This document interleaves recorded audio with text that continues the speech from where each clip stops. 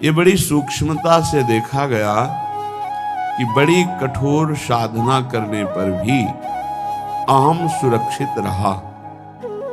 अहम सुरक्षित तो देह भाव सुरक्षित, देह भाव सुरक्षित तो हर विकार सुरक्षित।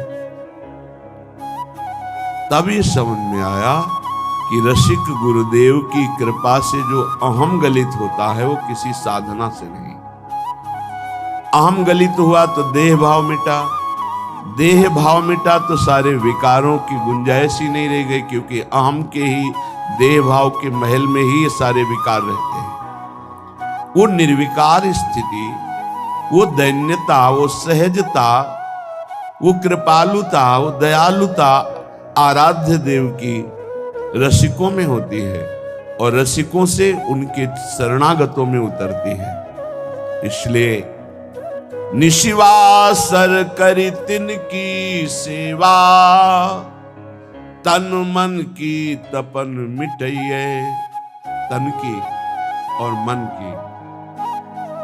तन बड़ा स्वस्थ है,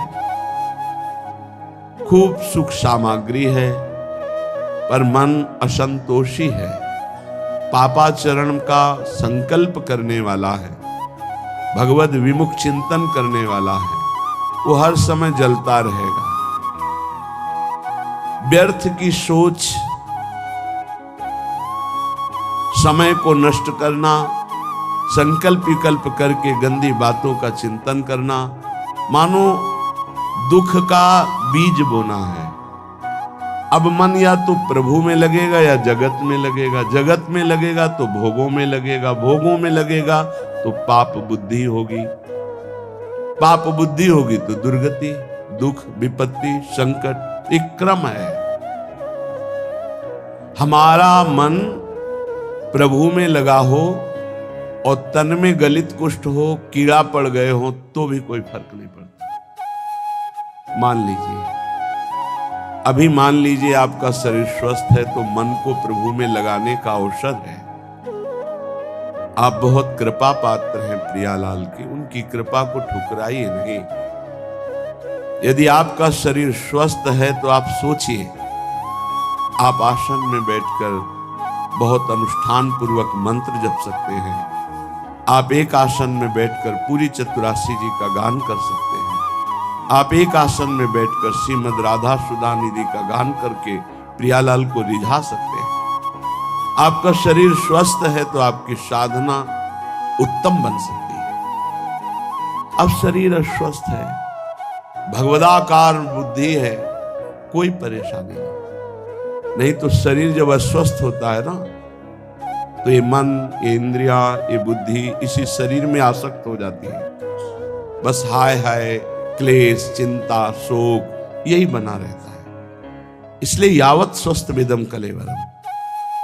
बुद्धिमान वही है कि आग लगने के पहले आग बुझाने की भी व्यवस्था रख ले। आग लगने पर कुआं खोदना मूर्खता है। ऐसे ही शरीर रोग ग्रसित हो जाए, फिर सोचो मेरा मन भगवदाकार हो जाए, तो ये मूर्खता, फिर नहीं लगेगा। यावत स्वस्थ विदम कलेवरम यावत च दूरे जरा। जब तक तुम्हारे अंग काम कर रहे हैं तो सत क्रियाएं कर लो, सत मार्ग का चिंतन कर लो, नहीं बाद में पछताना पड़ेगा। सच्ची मानिए, जब शरीर रोग ग्रसित होता है, भारी पीड़ाएं होती हैं, तो मन को प्रभु में लगाना असंभव, असंभव।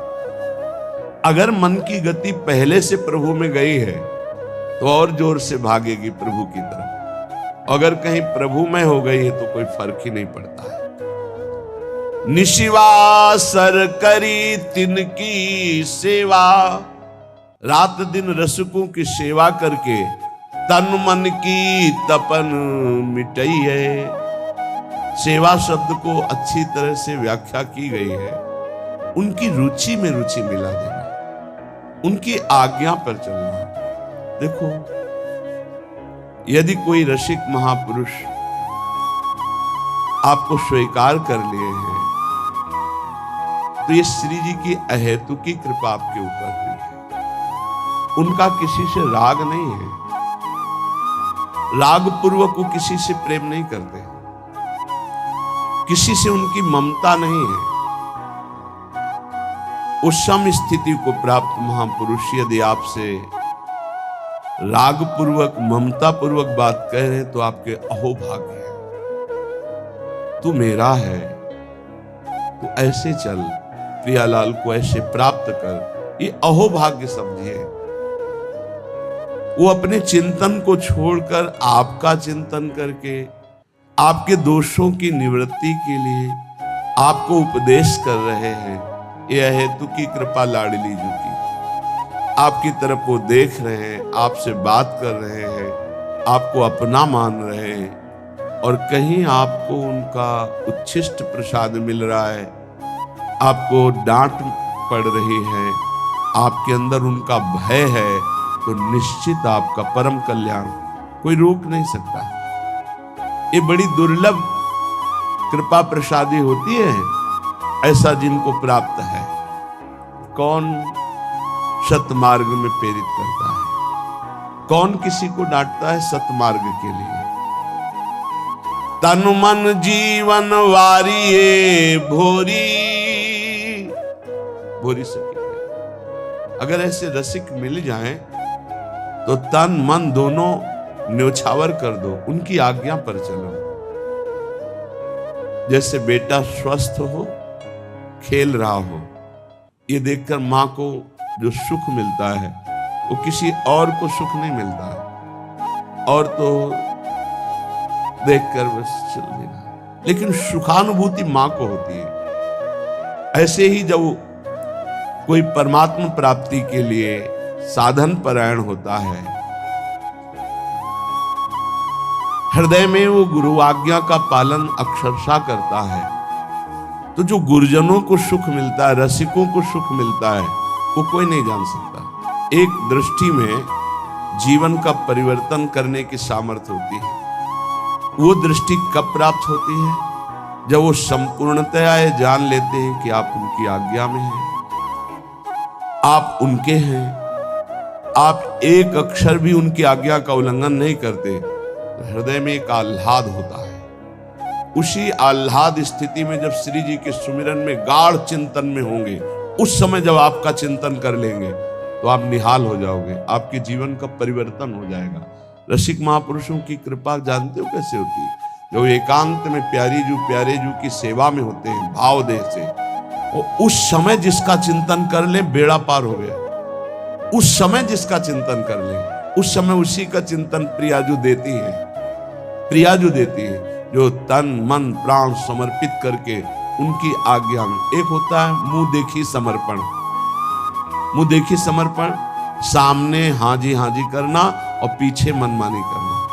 और एक होता है जीवन समर्पण, वो देखे ना देखे, बोले ना बोले, माने ना माने अपना, लेकिन हमें उनकी आज्ञा का पालन करना। ऐसे का स्मरण होता है प्रियालाल की। जब मानसिक सेवा में रसिक महापुरुष होते हैं तब ऐसों का स्मरण, और उस समय जो शीतलता होती है, वही शीतलता आशीष बनकर उस जीव का परम मंगल कर देती है जो उनकी आज्ञा पे चलती है। भोरी सखी कह रहे, तन मन जीवन वारिये भोरी, आखिन माही बसइये, निशिवासर करी तिनकी सेवा, तन मन की तपन मिटाइये।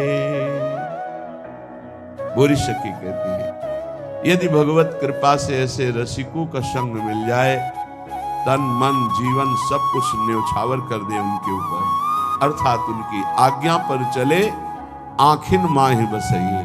मेरे नेत्र अगर ध्यानस्थ हैं तो गुरुदेव के रसिक गुरुदेव के ध्यान में मगन।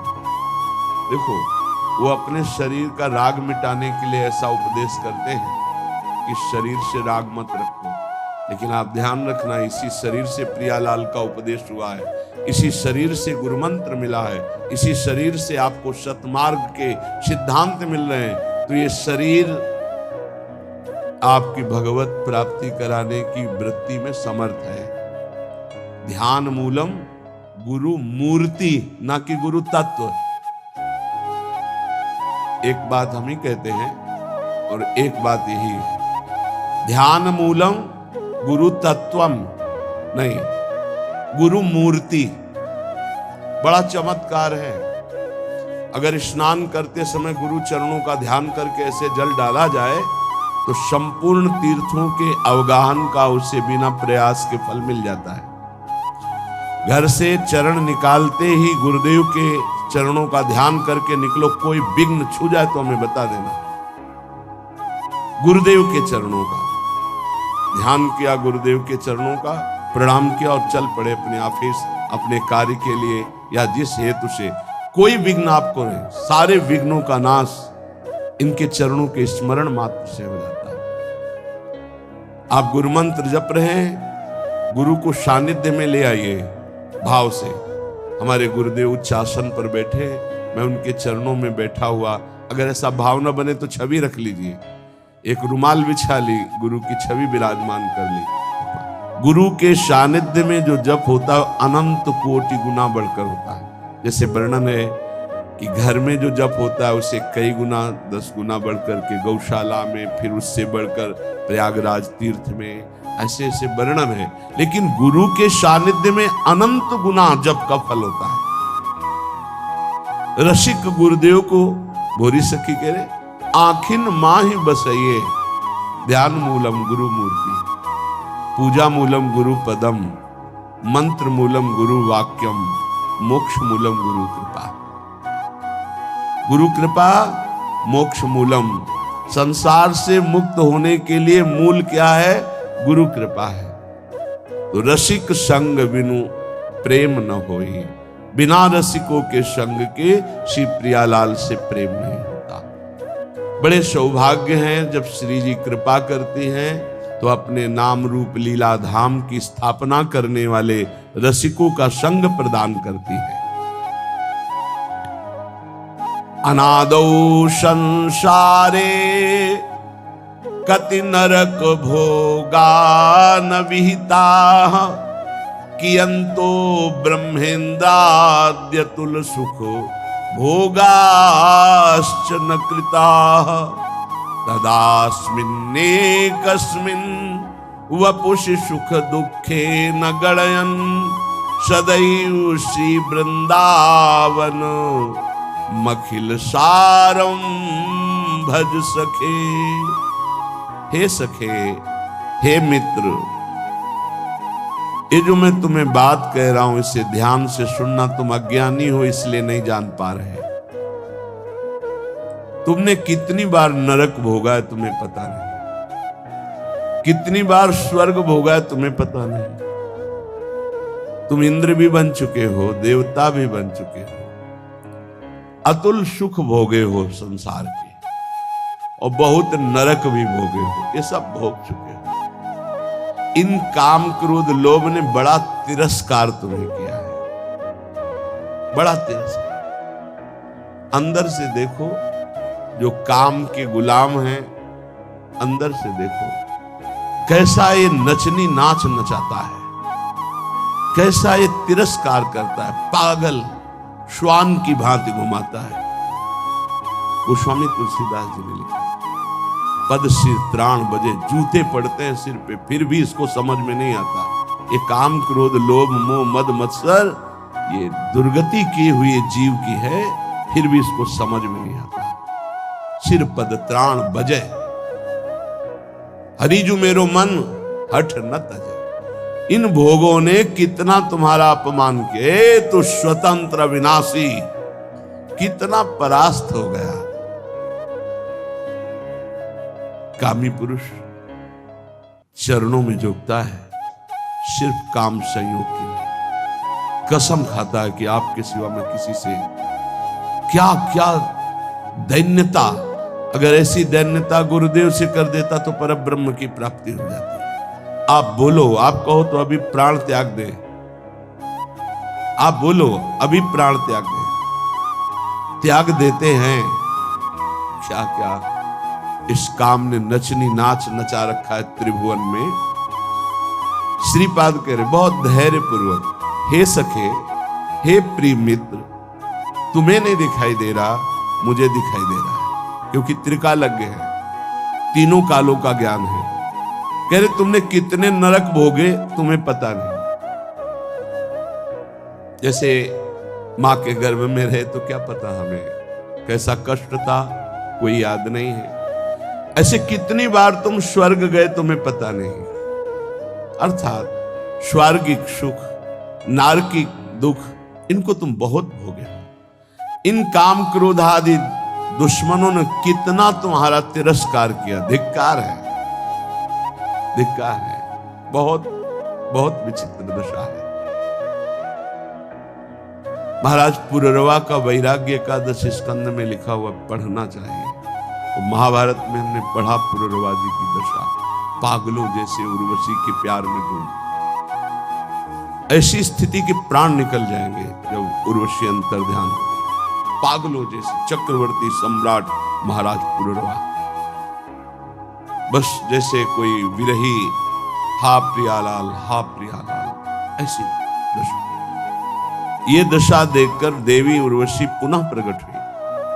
जे भी प्रकट हुई तो जैसे मृत को कोई संजीवनी पिला दे ऐसे। हा उर्वशी, उर्वशी बस आप जानते हो मैं किसी की नहीं होती।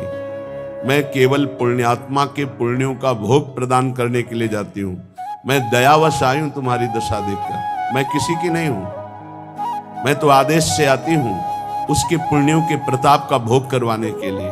तुम्हारे पुण्य क्षीण हो गए, अब मैं तुम्हें स्पर्श करने का भी अधिकार नहीं दे सकती, और तुम मेरा वियोग छोड़ो। मैं किसी की नहीं हूं। अंतर्ध्यान। तब उनको जो झटका लगा, वैराग्य आया, तो उनका धिक्कार है मुझको। भगवान बड़ी कृपा करते हैं जब सांसारिक प्यार में ठोकर दे, बड़ी कृपा होती है उनकी। जिनको थोड़ा भी धर्म का ज्ञान है तो उनका रास्ता प्रभु की तरफ खुल जाता है। जैसे चिंतामणि ने ठोकर लगाई तो बिल्व मंगलाचार्य बन गए। ठोकर लगनी आवश्यक होती है। बहुत द्रवित हृदय होता है आशिकों का। वही आशिकी अगर मुड़कर हरि की तरफ लग जाए, परमानंद की प्राप्ति हो जाए। पूज्य जीव गोस्वामी जी से जब कोई दीक्षा लेने जाता था तो ये पूछते थे, तुम्हारा मन कहां आसक्त है? कहते स्त्री में। ठीक, काम हो जाएगा। मंत्र दे, तुम्हारा मन? बोले पुत्र में। हाँ ठीक। एक आए धनी, कुछ भेंट रखी और कहा शिष्य बनना चाहे। तुम्हारा मन कहाँ है? बोले किसी में आसक्त नहीं। बोले हमारे लायक नहीं हो, काशी जाओ, वहां किसी ज्ञानी की शरण लो। हमें तो आशिक चाहिए, मोड़ना है। आसक्ति को मोड़ दिया। जो पत्नी में है, पुत्र में है, मां में है, पिता में है, शरीर में, भोगों में, वैसी थोड़ा प्रभु में हो जाए, निहाल हो जाए जीव। कहते तुम जरा सोचो, सब बैठे हो, सोचो जरा कैसा तिरस्कार करते हैं काम क्रोध लोभ आदि। आप गिड़गिड़ाते हैं, आप चरणों में गिरते हैं, और वो रौंदता है काम। वो तुम्हारे तनिक भी सम्मान की बात नहीं देखता। वो तुम्हें बार बार गिराता है, बार बार पतित करता है। तुम्हें कभी इस विषय में अहम जागृत नहीं होता कि मेरी कितनी दुर्गति हो रही, मैं कितना नीचे गिरता जा रहा हूं, मैं कितना नीच हो चुका हूं। कभी इसमें अहम जागृत करो कि अय काम तूने बहुत परास्त किया, अब मर चाहे जाऊं तुझे स्वीकार नहीं करूंगा। एक बार करो तो भगवान का बल जागृत हो जाए। जहां अहंकार नहीं करना चाहिए वहां अहंकार करते हैं। गुरुजनों से, पूज्य जनों से, शास्त्रवेत्ताओं से, भगवत प्रेमियों से यहां दैन्यता, यहां गिड़गिड़ाओ, यहां बार बार अपने अहंकार को गिराओ तो यहां मंगल हो जाएगा। लेकिन नहीं, यहां अहम दिखाओगे और वहां काम की गुलामी में गिड़गिड़ाओगे। वहां अपने अहम को जागृत करो तो तुम्हें वीर समझे कि अय काम, अब तक बहुत परास्त किया, आज मैं भगवान के चरणों का आश्रय लेकर देखता हूं कि तू अब कैसे परास्त करता है। तू भी भगवान की शक्ति से युक्त है तो मैं भी भगवान का अंश हूं और उन्हीं की शक्ति से संपन्न हूं। देखता हूं तू मुझे कैसे परास्त करता है। यहां हम जागृत करो तो कुछ समझ में आवे। इन काम आदि दोषों ने कितना तिरस्कार किया है सखे, कभी तूने सोचा नहीं। अब वर्तमान में सोच लो, अभी इसी क्षण ये मानव देह इन विकारों पर विजय प्राप्त करके भगवत आनंद में डूबने के लिए मिला है। इसलिए हे सखे, मत सुख की लालसा से इन काम आदि की गुलामी करो। ये कभी सुख नहीं देने वाले, क्लेश अशांति जलन के सिवा नहीं मिल सकती। लिख लो कागज में या दिमाग में लिख लो, भोगी पुरुष को केवल अशांति, क्लेश, हीनता, भय और असत विचार, यही उसके बढ़ते चले जाते हैं। व्यर्थ की सोच, व्यर्थ की सोच।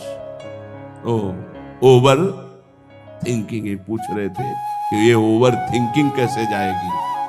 भगवान के आश्रित होकर नाम जपने से, ये कामादि दोषों की गुलामी से, ये व्यर्थ चिंतन, इसे हिंदी भाषा में व्यर्थ चिंतन, वही तुम व्यर्थ का चिंतन करते हुए भयावह अंदर वृत्ति जागृत, घबराहट होना, चिंता होना, शोक होना, ये अपने आप बढ़ते जाएंगे। क्योंकि तुमने असत भोगों का दासत्व स्वीकार। ये कभी अहंकार जागृत करो, हम कहते हैं जागृत करो, घमंड करो इस बात का कि हम प्रियाजू के हैं, हम प्रभु के हैं, अब तुम विकार मुझे कैसे परास्त कर। नहीं, गुरुजनों से आंख टेढ़ी करके देख सकते हो, लेकिन विकारों से नहीं।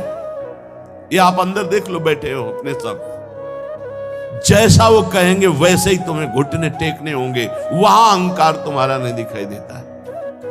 बहुत हुआ, अब नहीं, कभी ऐसा नहीं सोचते। अगर सोचोगे भी तो एक ही धोबिया पछाड़ मारेगा, काम की मुंह भरा गिर जाओगे। अगर बचना है तो हरिनाम बल, राधा राधा राधा राधा और महापुरुषों के चरणों का आश्रय। कह रहे परम सार श्री वृंदावन में आ जाओ, रसिकों का संग करो, नाम बल जागृत करो और इन विकारों की गुलामी से मुक्त हो जाओ। बहुत बार स्वर्ग भोगे हो, बहुत बार नरक भोगे हो। कहे कि अंतो ब्रह्मेंदाद्यतुल सुख भोगाश्चन कृता। तुमने ब्रह्म सुख, ब्रह्मा का सुख, इंद्र का सुख, देव सुख सब भोगे। अनादौ संसारे कति नरक भोगान विहिता। ये अनादि है, कब से हुआ कोई पता नहीं, कितनी बार नरक भोगा तुमने। अभी भोगों का तिरस्कार सह रहे हो, काम क्रोधादि की गुलामी में फंसे हो। अरे जागृत हो, तू अविनाशी का बच्चा है, तुझे कोई नहीं परास्त कर सकता। शरीर भाव में आने के कारण तेरी दुर्गति हो गई। उठ, अपने स्वरूप को जान। इसीलिए मानव देह मिली। श्री वृंदावन वासी पाद रजसा सर्वांगमा गुंठयन। श्री वृंदावन में कमुज्ज्वल तमम पश्यन् समस्तोपरि। श्री वृंदावन माधुरी भिर्निशम श्री राधिका कृष्णयो रप्यावेश मनुस्मरन् दिवस श्रीधाम वृंदावनम। कैसे शरीर पावन हो, मन पावन हो, मेरा पवित्र हम कैसे हो जो मैं निर्विकार हो जाऊं।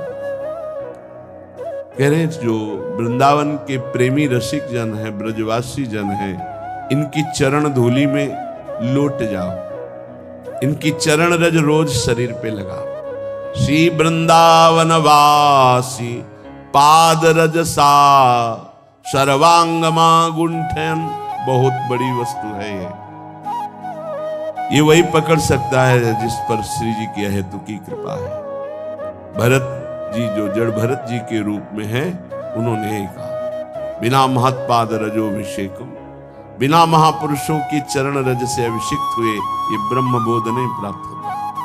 प्रहलाद जी ने भी कहा कि जब तक अकिंचन भगवत प्रेमी महात्माओं की चरण रज में अभिषेक नहीं होगा, तब तक मेरी जैसी मति है ऐसी हरि में नहीं होगी। नैषाम मति तावदुरुक्रमान्। यहां श्रीपाद कह रहे हैं काम क्रोध आदि पर विजय प्राप्त करने के लिए, समस्त भोगों पर विजय प्राप्त करने के लिए, समस्त दोषों का तिरस्कार पूर्वक त्याग करने के लिए क्या करो? बोले श्री वृंदावन वास पाद रजसा सर्वांग मां गुंठयन। कोई अंग न बकाया रहे, पूरे शरीर में वृंदावन की रज लगाओ। ये चिकनी चमड़ी रजोगुण पैदा करके भोगों में फंसाती। मान लीजिए हमारी प्रार्थना, जितना शरीर को सुकुमार करोगे, साबुन लगाओगे, चिकना करोगे, उतना ही मन गंदा होगा। लिख लो दिमाग में, शरीर राग त्यागी ही भगवत अनुरागी होता है। इस बार बढ़िया शरीर मिल गया, अगर बढ़िया कार्य नहीं करोगे तो घटिया शरीर मिलेगा। न जाने कितने पशु पक्षियों को क्या क्या पीड़ाएं सहनी पड़ती, क्या क्या कष्ट सहना पड़ता है। कैसे? इस मानव देह की चिकनाहट चमड़ी को देखकर गर्व मत करो कि मैं रूपवान हूं या तू रूपवान है। यहाँ कोई रूप नहीं, ये सब मरे हुए रूप है। मृत्यु लोक है इसका नाम। अगर रूप ही देखना है तो ऐसे ऐसे रूप हैं कि बड़े बड़े जितेंद्री मूर्छित हो जाएं देवलोक में, ऐसे रूप हैं। और देवलोक भूलोक रसातल सुनि कवि कुल मति डरिए, सहज माधुरी अंग अंग की कई कासो पट तरिए। देखो माई सुंदरता की सीमा। आओ इधर देखो रूप, लालजू का लावण्य देखो, प्रियाजू का रूप देखो। श्री वृंदावन में कम उज्ज्वल तमम पश्यन समस्तोपरि। पश्यन देख बा माधुर्य रस की वर्षा करने वाले श्री राधिका कृष्ण यो श्री श्यामा श्याम यहां बेहरण कर रहे हैं। इसलिए मेरी बात मानो, वृंदावन की रज को एकत्रित कर लो और स्नान के बाद रोज लगाओ। हमारी ये बात मान लो, ये जब तक रजकण शरीर में नहीं लगेगा तब तक विषयों पर विजय प्राप्त करना बहुत कठिन है। ये सद्य वशीकरण चूर्ण मनंत शक्तिम तम राधिका चरण रेणु मनुस्मरामि। ये श्री जी की चरण रज, ये श्री जी की रसिकों की चरण रज में अनंत शक्ति है। उसी अनंत शक्ति से हम इन काम आदि दोषों पर विजय प्राप्त कर सकते हैं। इसलिए परिचर चरण सरोजम तद गौर श्याम रसिक दंपत्यो वृंदावन नव कुंजावली सुमहानंग विह्वलयो। यदि तू गौर श्याम चरणारविंद की परिचर्या, उनकी समीपता, उनका दर्शन जो इस संसार रूपी महान ज्वाला से आपको बचा लेगा, गौर श्याम चरणारविंद, यदि ऐसा चाहता है तो नवीन नवीन कुंजों में विहरण करने वाले श्री प्रिया प्रीतम के भाव में जो डूबे हुए रसिक जन है, उनका संग करो, उनकी चरण रज माथे पे लगाओ, उनकी आज्ञा पे रहो। तो परिचर चरण सरोजम, तो उसका परिणाम क्या होगा? तद गौर श्याम रसिक दंपत्यो, दंपति श्री प्रिया प्रीतम जी, ये आपके नेत्रों में ऐसी सामर्थ्य दे देंगे कि फिर ये दृश्य बदलने लगेगा। चिदानंद यही वृंदावन है, यही की अद्भुत नौ कुंज, नवीन नवीन लताएं, नवीन नवीन क्रीड़ा परायण श्यामा श्याम, ये आपके नेत्रों में झलकने लगेंगे।